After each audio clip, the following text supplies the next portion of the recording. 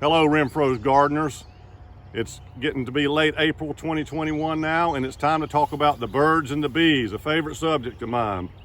If you've got bluebird houses like we put up earlier, Rosalind and I did, be sure and clean them out of the old nest if you haven't done so already.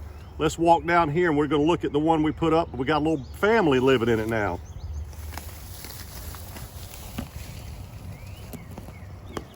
Here's a gourd that Rosalind and I put up a couple of months ago, and it's got a little Carolina wren living in it now. She just flew out. Maybe she'll come back in time.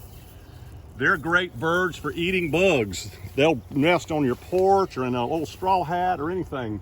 Well, we've got these gourds all over the place. Other birds, such as the bluebirds box that we cleaned out, also eat bugs. Bluebirds are great because they know which bugs to eat, the ones that you don't want in your garden. But you can do other things than provide just housing. You can provide cover.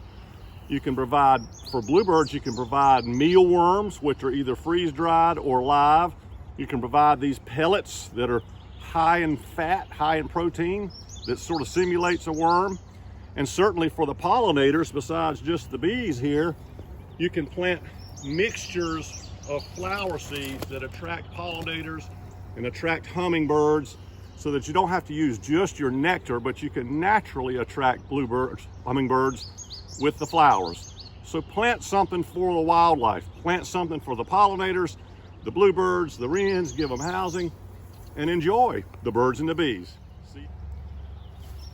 Pollinators are so important and so necessary for many garden crops. Squash, zucchini, pumpkins, cantaloupes, watermelons, all have male and female blossoms, and you need pollinators, not just honeybees, but all sorts of pollinators to come and work them. You don't necessarily need pollinators for tomatoes. The male and female is in the same blossom, but sometimes you got to shake or rattle the blooms to make the pollination take place. Poor pollination is a #1 problem with urban gardeners, so by providing a flower mix to attract them, like this clover, you'll be successful. Rosalind, can you see that bug right there? Can you touch that? That's a nymph. That's a baby ladybug. She will turn into a nice big red ladybug, and she's eating aphids that's on this clover blossom. Touch her. There she goes. Next time we're going to see a grown-up ladybug.